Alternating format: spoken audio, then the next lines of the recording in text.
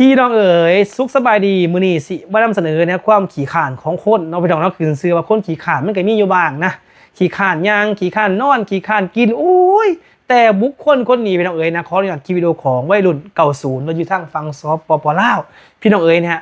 มีชายคนหนึ่งเนาะพี่น้องเนาะเพิ่นก็ถือว่าอยู่ในหัวในสวนเนาะเพิ่นก็ปลูกบ้านเนาะภาษาบ้านเพิ่นเป็นบ้านเนาะที่มุ้งด้วยกระแตไม้ไผ่เนาะปูพื้นด้วยกระแตไม้ไผ่มุ้งหญ้านะข้างจะเป็นสวนมันนะสำปะหลังมันต้นนั่นแหละนะเราก็สมเราขี้ข่านอีหลีน้องมื้อนี้ขี้ข่านจังไดเนาะพี่น้องไปเบิ่งเด้อพี่น้องสมกับเราขี้ข่านเขาอยากคลิปวิดีโอกันแล้วกันนะท่านผู้ชมนะโอ้โหเห็น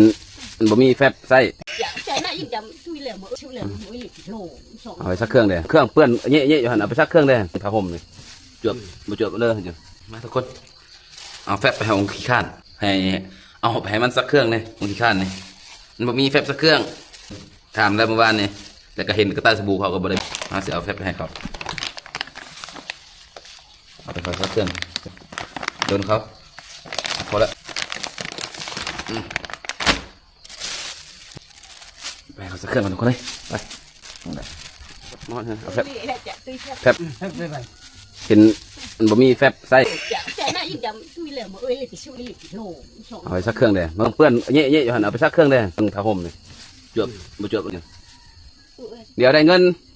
เอามาแบ่งซื้อฟอกซื้อแฟบซื้อสบู่เอาก็บ่มีเงินคือกันแหละเอาก็ได้ซักเลยก็ผ้าห่มมันยกลงไปซักอยู่ลุ่มพุ่นเด้หลายคนถามว่าขี้ข้านแห้งเลยที่สวนมันต้นเขาถามว่าสวนมันต้นเพื่อนี่โอ้สวนมันต้นเฮือนเอ้ยเด้ทุกคนบ่เป็นสวนมันต้นเล่าเลยทุกคนเลยเฮือนนี่พอดินนี่เขาดินเอ้ยเขาเล่ากับดินเล่านี่ติดกันทุกคนแต่กี้เลยเอ้ยเราเป็นคนมาทางเนาะแถวนี้เนาะแต่ว่าคันเทิงบ่ให้มดเนาะแบ่งให้เจ้าครึ่งนึงเป็นดินเนาะแล้วเล่าขอเฮ็ดกินแล้วขอเฮ็ดสวนมันก้อนเนาะเอ้ยเล่าทุกคนเลยบ่แม่นดินเล่าทุกคนเด้อดินเอ้ยเล่าเองได้เห็นได้นี่แหละทุกคนจะเล่านี่บ่เฮ็ดหยังกับเล่านะตื่นขึ้นมาก็นอนก็นอนจะบึงเอาไก่มาให้เมื่อกี้กันแล้วก็สั่งเมียเราเฮ็ดเลยละเขาเลยแล้วสั่งเมียเลยนะเอาเฮ็ดไหมขอยอมแล้วแหละสั่งเมียเฮ็ดกินให้นะกินมาเลยหิวเลยนะกินมาแล้วกินข้าวตลอดกินมาแล้วกินข้าวตลอดเอาคือจ่อยแท้สินะกินข้าวดุกินนอนคือจ่อยแท้สินะคือมันตุ้ยคือข้าวสินะกินนั่นเฮ็ดเกียงพูดเฮ็ดเกียงโพดโอ้เฮ็ดเกียงโพดจ่อยปล่อยกินข้าวแล้วปล่อยออกกินข้าวแล้วปล่อยออกเนาะอ๋ออันตรายทุกคนเลยกินลายโพดจ่อยกินลายไปปล่อยออกอันนี้ตายแท้นี่มีเอาน้ำให้กินแล้วบัดนี้สั่งอย่างเดียวนะมีหน้าที่สั่งอย่างเดียวนะโอ้ของแท้สั่งเอานั่งสั่งแล้วลุกเลยนะใครข้าลุกออกจากนี่นะนั่งอยู่นั่นเลยสั่งเอาอยากกินยังมึงหาอะไรผมกูดิถามเขาเก่าอีกเป็นหิวเลยโอ้ตกหิวพอไปพูดตื่นมาถามคนเขาเย็นอยากเขาแห้งเลยตื่นมาแล้วถามเขาเย็นทุกคนถามมามีเขาเก่าบ่แล้ววะยำเลยโอ้ตายถามมันถามนี่อยู่ตลอดตื่นมาแล้วยากเลยวะเขาเนี่ยอยากเลยโอ้ก็คือตื่นมาแล้วยากเข้าเลยตายแท้เป็นอะไรตายครับว่าแต่ลูกจากบ่อนปุ๊บหิวปั๊บนะถามน้ำต่างเมียขั้วไก่ให้กินเสือคอยซื้อมาให้ฮันถามเขาเก่ายังไม่ยำก่อนไก่ขั้วพระท่านอยากถามเขาเก่ามันอยากก่อนหิวแห้งเลยตายครับเขาเลยยังงงว่ากินลายวันนี้ตื่นนอนกินลายวันยังจ่อยเขาก็งึดอยู่เขาก็เลยยำไรฮะได้ยำไรยำบ่ได้โอ้บ่มีแก้วแล้วจ่อยบ่เกี่ยวตีต้องขออนุญาตคลิปของวัยรุ่นยุค90นำเด้อนะท่านผู้ชมนะครับไปให้กำลังใจเราดำเนินนะครับนี่คือสมหน้าท่านผู้ชมนี่คือชมหน้าของคนขี้ข่านแม้กระทั่งสีลุกขึ้นไปกินน้ำพี่น้องเอ๋ย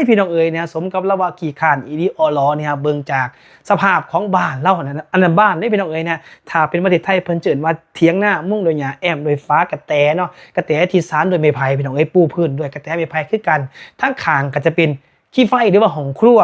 เราโชคดีนะพ่อใหญ่คนเนี่ยนะเรามีเมียที่หักเราคอยเลี้ยงดูเรานะเขาถามว่าขี้ข่านคือมีสวนมันมาสันเป็นสวนมันของเอื้อย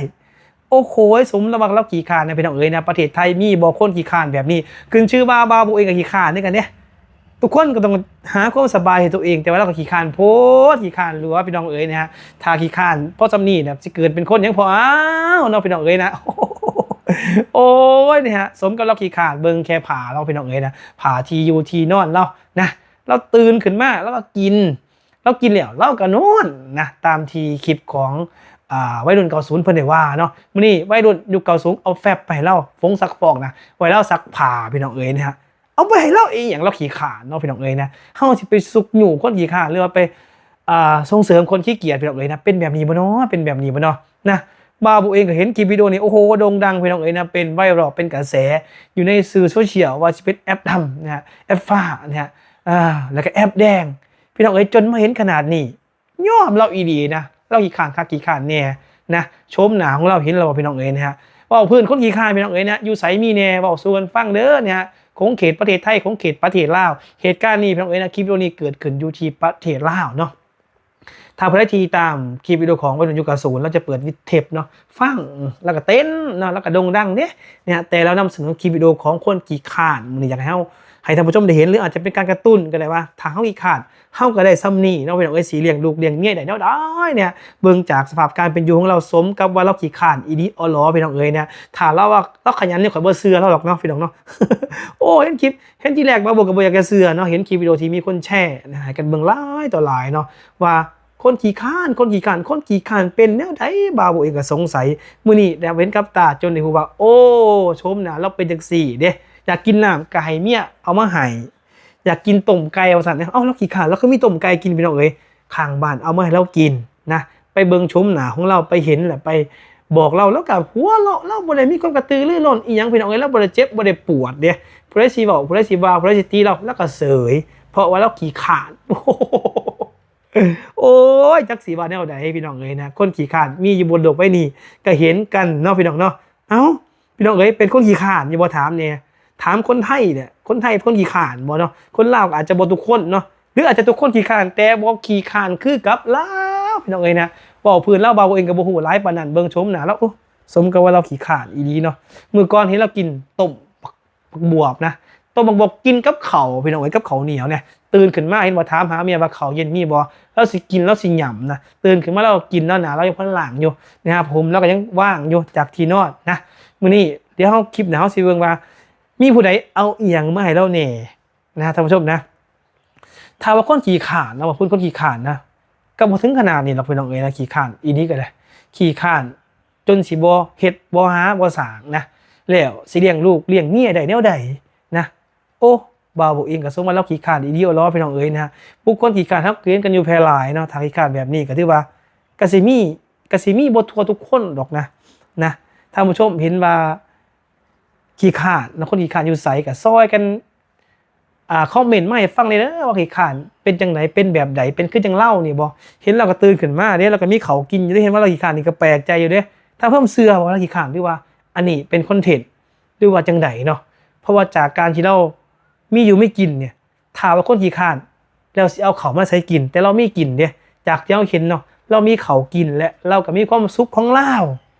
โอ้โหเราคือสิพ่อสำเร็จชีวิตเราเบาอีหยังแล้วเพียงพอแล้วนะเราบ่แข่งบ่ขันกับผู้ใดเนาะนี่แหละพี่น้องเอ้ยครับว่าความสุขนะทุกคนก็ต้องการหาความสุขให้ตัวเองนอนตื่นสวยๆนะมีข้าวกินเนาะชีวิตบ่มีอีหยังบ่มีหนี้โอ้โหสุดยอดในความขี้ขลาดของเราเท่าพออันนี้ก็ฝากท่านผู้ชมกันแล้วกันนะซอยกดคอมเมนต์เนาะความคิดเห็นว่านะคนขี้ขลาดที่ท่านผู้ชมเคยเห็นเนี่ยสิคือเล่าบ่ตื่นแล้วก็กินแล้วก็นอนนะอยากกินหยังก็สั่งผู้เมียเฮ็ดให้นี่อีกหนึ่งความโชคดีของเราเนาะแล้วอาจจะมีทรัพย์สมบัติก็ได้เด้เมียเราจึงอยู่กับเราเด้เมียเราก็หิวหน้าไม่ให้กินหนึ่งเขาสุรกินแต่งกินสุรกินยกใหม่หอดทีนอนพี่น้องเอ๋ยนะโธ่ความสุขสบายบ่มีปานเล่าแล้วพี่น้องเอ๋ยนะชีวิตแบบนี้อยู่กับธรรมชาติท่านผู้ชมคอมเมนต์มาเด้อคิดเห็นจังไดนะซอยกันคอมเมนต์เพื่อเป็นแนวทางในการที่จะเรียนรู้กันแล้วกันว่าขี้ขลาดยังมีบนโลกนี้บ่ สำบายดีสวัสดีครับ